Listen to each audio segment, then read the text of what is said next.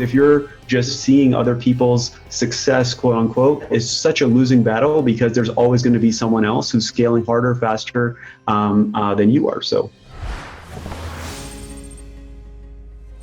Hey everybody, welcome back to SubSummit Studios. I'm super excited today. I've got my good friend Nehal Kism, founder of AdPros. Nehal, thanks so much for jumping on.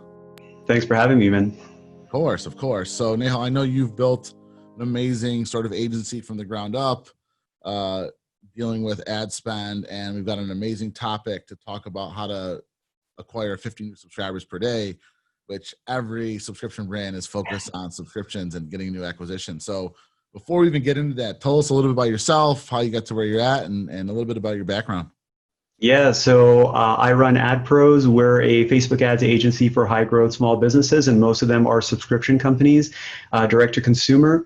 And what we do is primarily scale companies who are spending $500 to $1,000 a day to getting them to $100,000 to $300,000 a month in ad spend, and our per month. And our goal is focusing on less clients and working really deeply with those clients and getting them to $1 million a month eventually in revenue. So that's like what we do. I'm based in Medellin, Colombia, so grew up in Toronto, and I started doing Facebook ads for free and just getting started, and doing my first actual product I was selling was a $18,000 crocodile leather golf bag on Facebook, which is crazy, but that's what I started with. Did those sell? No, not at all. Not at all, especially when the budget is $100 a month, like 7 years ago.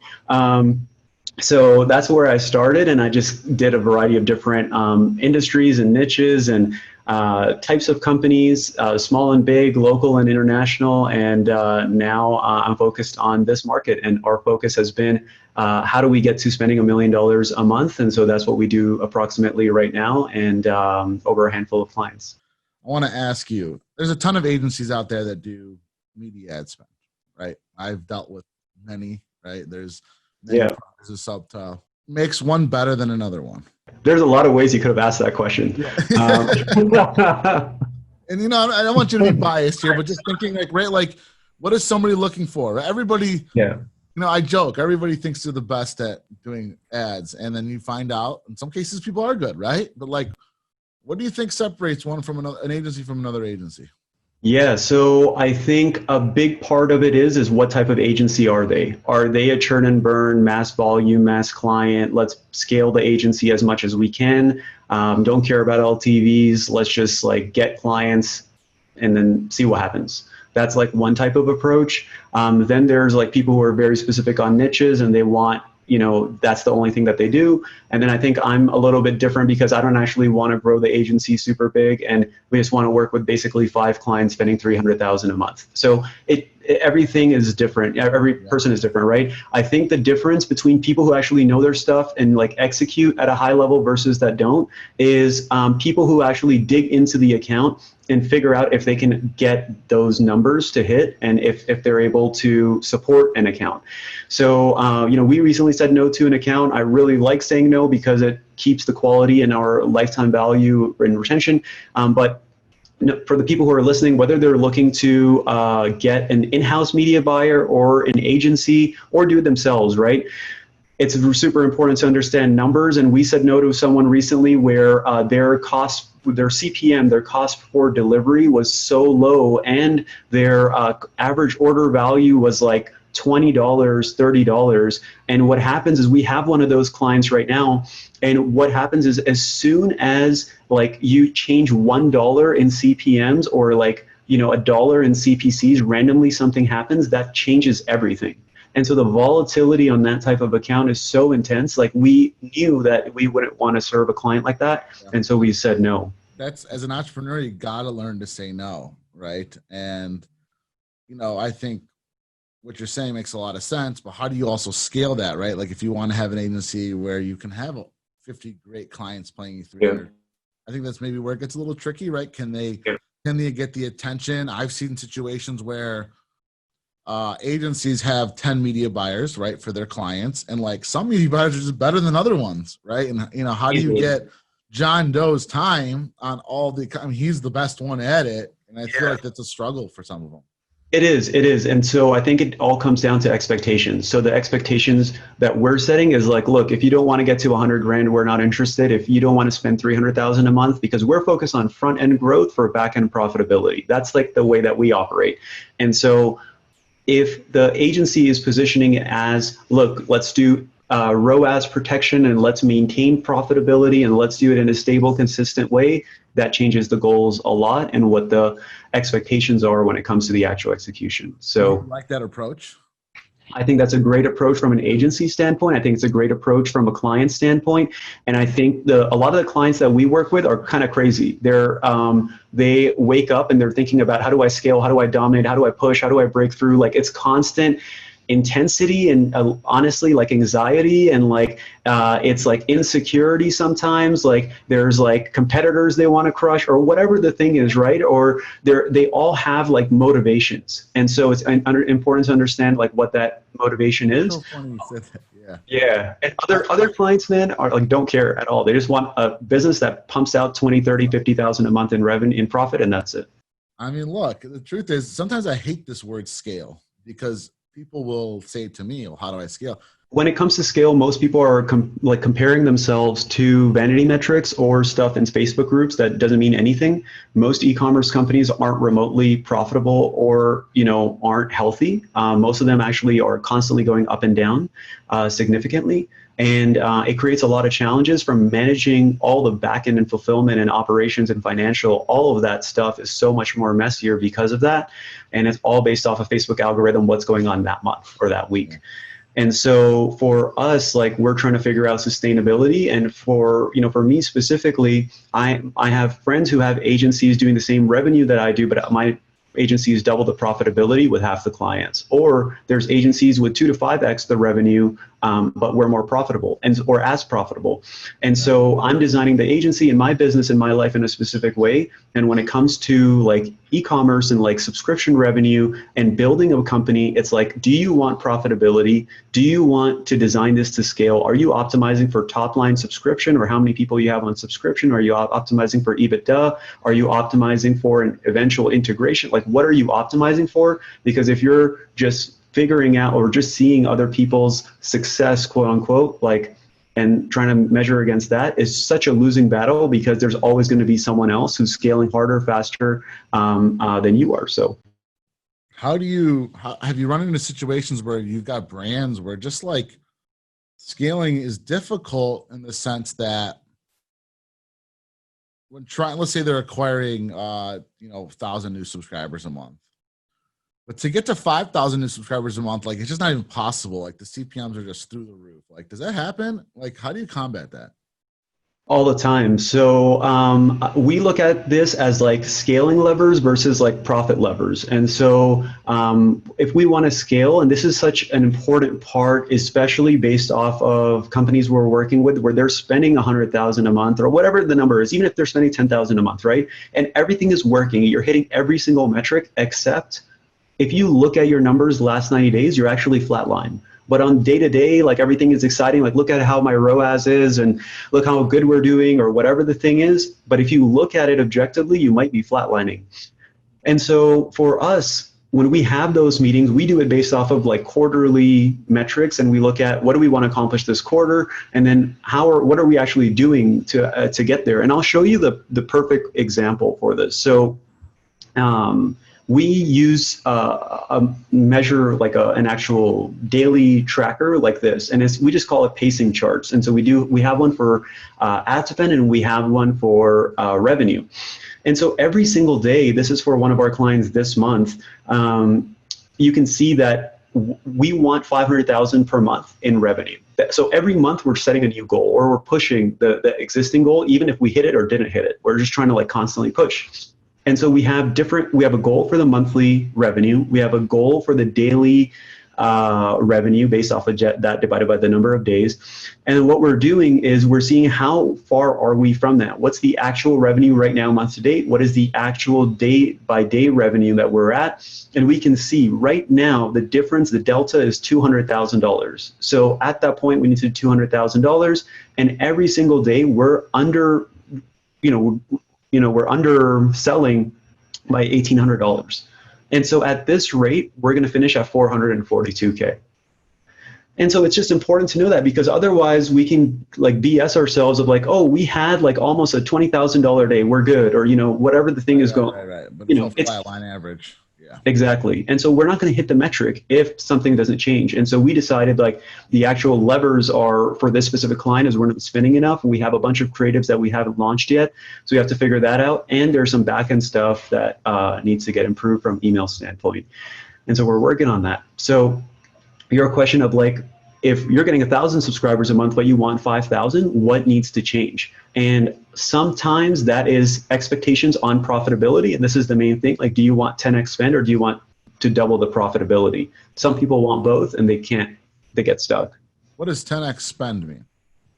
So for example, if you're spending $100 a day right now, right, in your subscription business, do you want to be 2x more profitable on what you're spending on that $100 a day, or do you want to maintain profitability and get to $1,000 a day?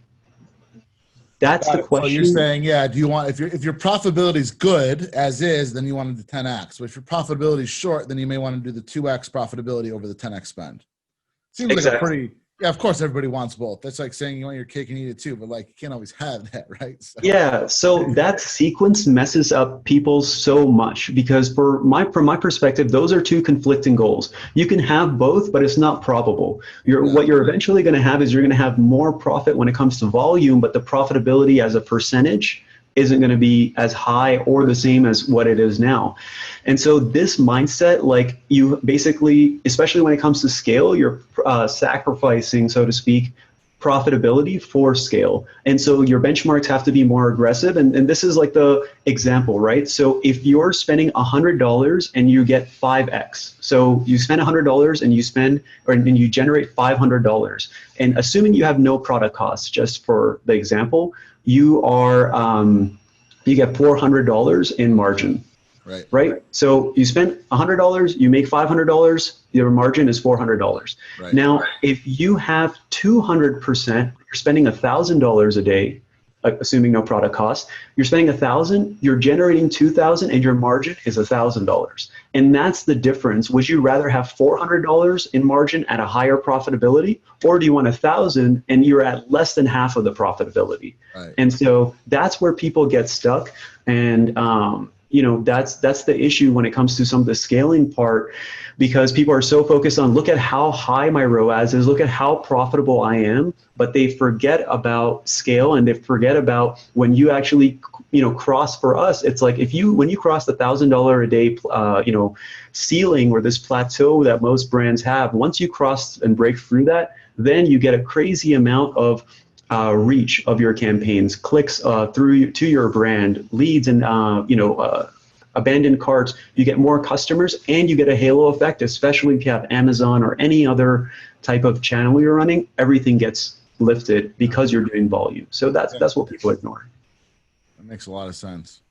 Okay, so let's give the listeners some takeaways. Let's talk about how they can get to, or tips and tools to get to 50 new subscribers a day, and I know that number could be dependent on average order value, but let's walk through that a little bit. The first thing I put together is like defining the goal. So most people, I don't think, actually define what is it that they want, or they're not honest about it. So because they're always trying to compare it to like moonshots or massively growing companies, or like a random Facebook screenshot, where it's just not reality. A lot of those people, if you speak to them, they're constantly worried. They're constantly seeking vanity metrics as well. They don't really care about profitability, or don't have healthy companies. They're leveraged significantly, and they're not in the position to create like those super healthy companies that are designed to sell, or most probable to sell, if that is the goal. It's just important to understand, like, whoever you're looking up to, like, understand who that person is, and understand what the state of their business is truly, transparently as possible.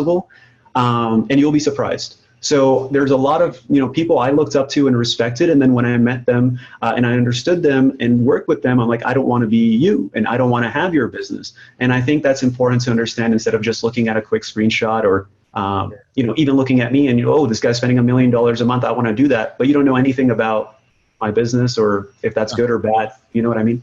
For sure. So here are the questions to ask. And so if you're watching this, like take this and like get the screenshot of this, but these are the questions to ask yourself and your team. So the first thing is, what is scale to you? Because everyone wants to scale, but what does that mean? Like people just keep like fearing this thing of like, oh, I'm not scaling, or if I am growing, like I'm not scaling hard enough, or I feel like a failure, or I'm not good enough, or whatever the thing is. And that's because you haven't defined what scale is. And so even on the scale of like, great, you want to get 50 subscribers a day and you have 5 subscribers a day right now, what are the milestones that allow you to scale? And so even if when you're successful, I noticed this for myself. I set a goal for financially. I set goals from our spends, but I didn't have milestones and stepping stones along the way to that goal. And so you don't actually create confidence when you're getting towards that goal. It's just constant oppression and constant negativity of I'm not good enough, or things aren't working, or I'm a failure.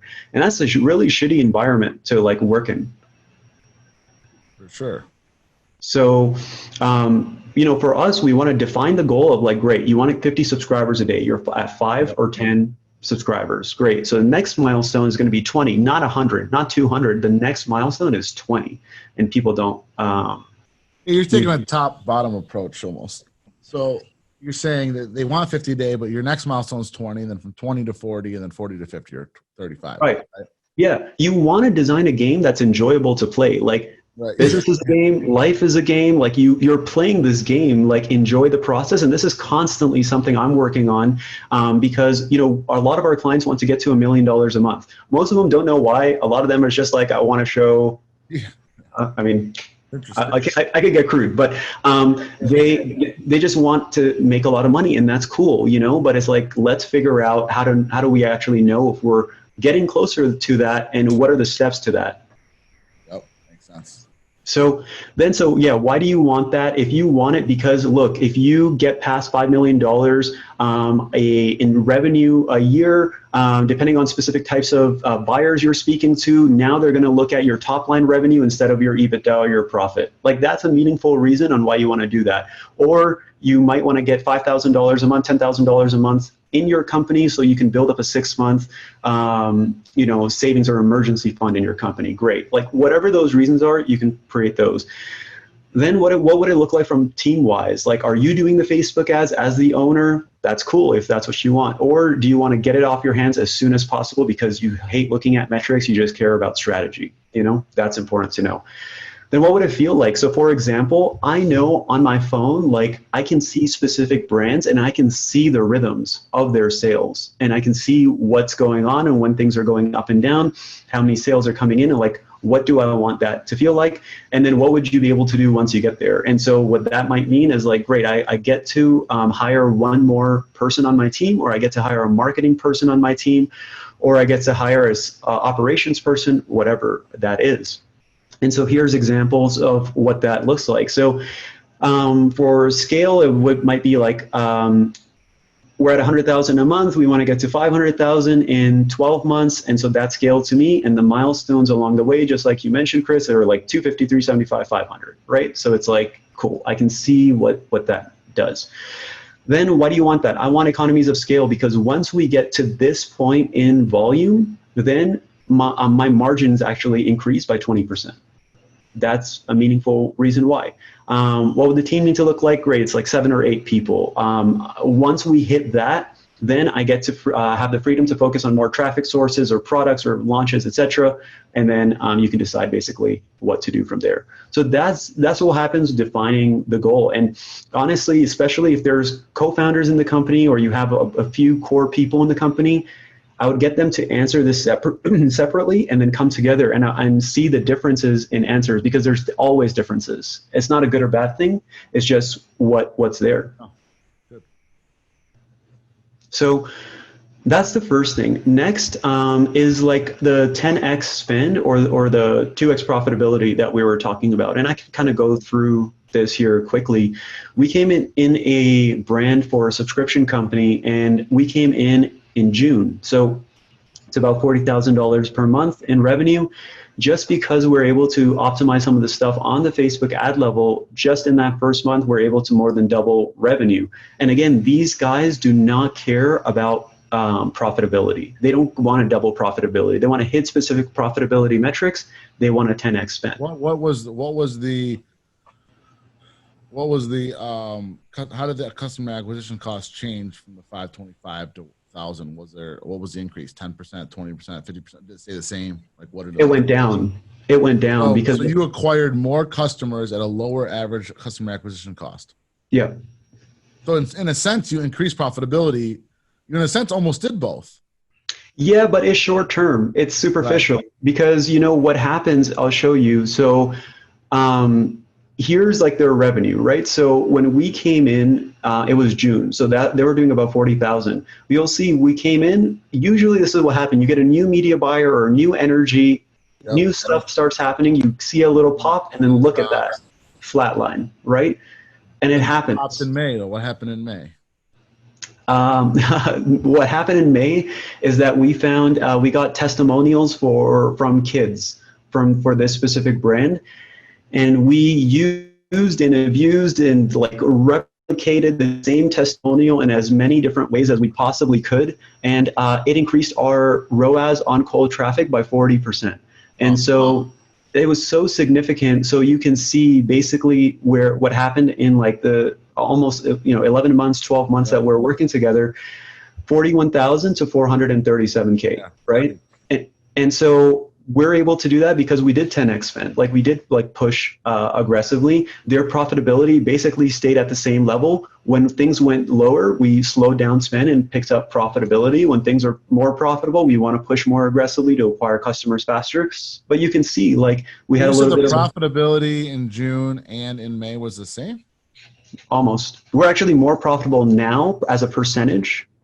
Right, so this is as a percentage of profitability stayed the same. Correct. Yeah. But like total cash collected, there's a lot more money. That's okay, right? Because if you're at a profitability that makes sense, then all day spend and get more subscribers because your net profit is going to be Exactly. And so the actual percentage profitability wise is one thing, but the actual total cash in profit is a lot more, obviously. Yeah. Just because a lot of it, look at what it actually changes. There are the cost of the actual product. There is, and most of the variable costs are very minimal. The fixed costs get diluted, and so those decrease as a percentage of your total revenue, and that's when things get a lot more interesting, And if you want, they can stop here and maintain at 400,000. You'll see this is where we're going to finish this month. So it's a little bit, last month was a little bit less in June, but hopefully this month we'll finish a little bit higher. The goal is 500, but we're working towards that.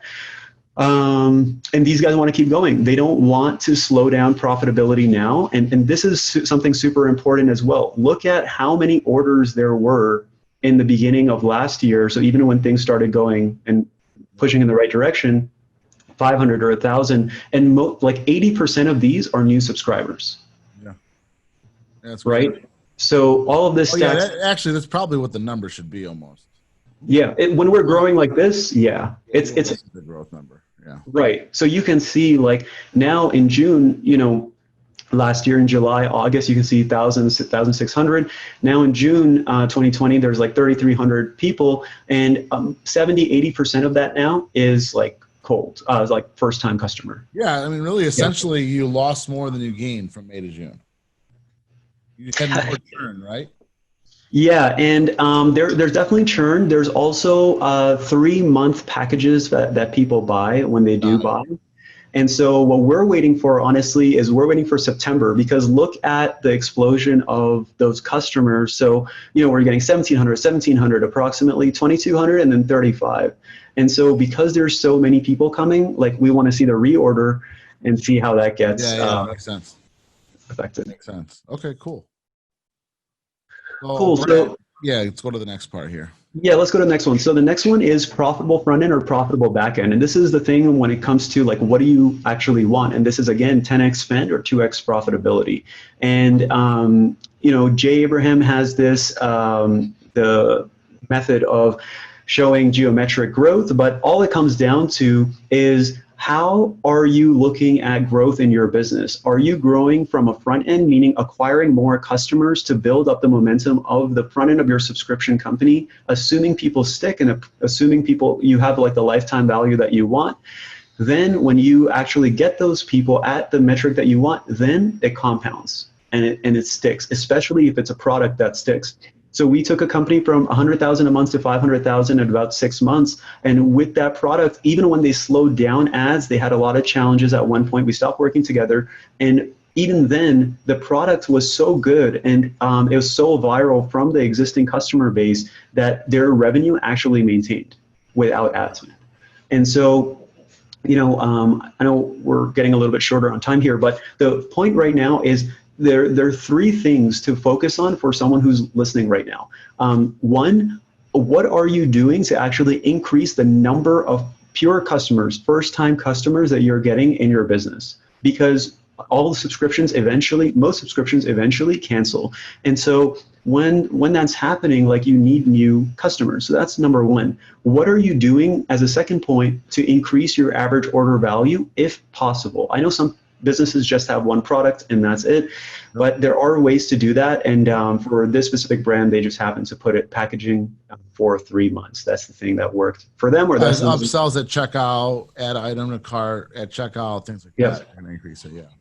And then what are you doing to increase lifetime value and retention? And so when it comes to different teams, there might be different people depending on how big your company is, but there's different people responsible for customer growth. There's different people responsible for funnel experience and customer experience for the first time or on your website to increase average order value, and then different people who might be involved on the lifetime value or retention or taking care of people. It might be one or two people, and it is what it is. But definitely assign different metrics to people so that they are 100% responsible for a metric. You're responsible for getting more customers. You're responsible for increasing average order value. You're responsible for increasing retention. Yeah, perfect. That makes sense. One of the things that we see is basically not like falling in love with audiences. We see this all the time, especially with smaller budgets. It's like, oh, that one audience of that one guru, like whenever I do ads to that person, it does well, and now it's not working well, and like everything I launch breaks, and like I don't know what to do. Yeah. And when it comes to scaling, like this is so important. It doesn't matter like what is going on. We're so detached from audiences at this point that we just don't care. And one of the things that I see all the time with people who are spending less than $1,000 a day or even less than $500 per day, they don't test enough. They don't test enough audiences. And so the mindset is, it was working before, it's not working now, so I'm just not going to launch anything. And so what I'm challenging you to is basically be careful on the complacency of the new tests. So if you're the person who's just managing the media buyer, ask them, how many audiences did we launch this month? And they'll be able to tell you. For most brands, it's 2 to 5 for the whole month. So they should be launching more audiences. Assuming that you're finding new losers of campaigns or ad sets that aren't working, you got to trim and you got to keep finding new winners. That's what we're doing. We're doing that with new interests. We're doing that with new lookalike audiences and seeing what sticks, basically. And then whatever sticks, as soon as it stops underperforming, it's in warning for us. After 3 days of non-performance, we mark it as a loser and continue. So paying attention to the ads very closely is super important, not letting them run out of control or not paying attention to them where their tax are getting too high. Yeah, that makes a lot of sense. It happens. Now, what do you say to somebody, though, that maybe doesn't have a huge budget to start? Can they start launching campaigns at 100 or 200 a day? Or is there like a minimum you feel like before they can even jump into Facebook ads, let's say, or Instagram, and really maximize it, they should budget this much per day? Yeah, so I think there's two parts to that. One is I'm going to give access to what we call the starter campaign at the end. And so the starter campaign is how to set up your ad sets and your campaigns in a way for you to test, especially if you're spending, like if you have a really small budget. So a small budget might be $50 to $100 a day or maybe above that. So the first thing is like, how are you actually testing? And we can, I'm going to give access to that so they'll get that. But then the second part is what is your CPA now, or what is your average order value now? Because what happens is that if your average cost of acquisition is $100, but it costs or your budgets are like $10 per ad sets or $10 per target, what happens is that it's so slow, like cost per, like the actual clicks to getting someone to buy is so minimal that you need so many clicks over 5-10 days, you'll get maybe one customer. Got it. Right? And so I think a lot of people like just set the budget wrong. And the way that we do it, if possible, is we set the budget at the ad set level, especially when we're spending less money. We do budgets at the ad set level, and we do it with 1x your target CPA. Meaning, if you want to spend $30, or if you're getting $30 for a new customer right now, we set that as the budget. And I think there's a big difference between what you want the CPA to be versus what your CPA now is on Facebook. And so we look at what is it now on Facebook right now, as well as what do we want it to be, and then set that as the budget for Facebook. So if you are getting $30 CPA, set it at $30 as you test. And instead of scaling that one account or one ad set to 60 or 100 or more, we just want a lot of small different audiences at $30 just to create stability. And this is the same thing we do at a higher level, right? So we have 4 to 7 ad accounts for our clients just because ad accounts go down. Or the same thing that works, stop working on specific ad. So we just want to create stability, especially when you're spending more money. Misspending $1,000 in a day like has a significant consequence. Right. So, okay, good. Yeah, we're coming up on time here, but let's talk about you mentioned this tool that you have. Yeah. A big part of getting more subscribers per day and working towards scale or increasing spend is the actually ad copy, right? That has a big effect on it. So yeah, so same thing when it comes to audiences. Most people don't launch new creatives. And so again, it's the same mindset. It was working before, it's not working now. I don't know what to do next, so I'm not going to do much. And it's a very dangerous mindset, because like then it leads to inaction, and then it just leads to complacency, and it just everything goes down. So what we believe in is basically, how can we break what's working and get to break the record of what's working, break the control, break the mold, and break through? So we do that with marginal improvements and radical improvements. And so the question for people listening is, how different are your ads from the ads that are already working, and how different are you the future ads that you are creating and testing based off of what already exists? And so what I mean is, if you have a specific messaging in the ads, like your ads, whenever you say 10% off, works. And if you put a smiling mom with her kid in the video or in the image, that's the thing that works. And when you're creating new ads, you just make small adjustments to that. You change the color, you change the mom, you change the kid, whatever the thing is. And so those are marginal tests. Then there's radical tests. And radical tests are completely different types of ads, ideally even using some of the same elements, but you want completely different elements for that.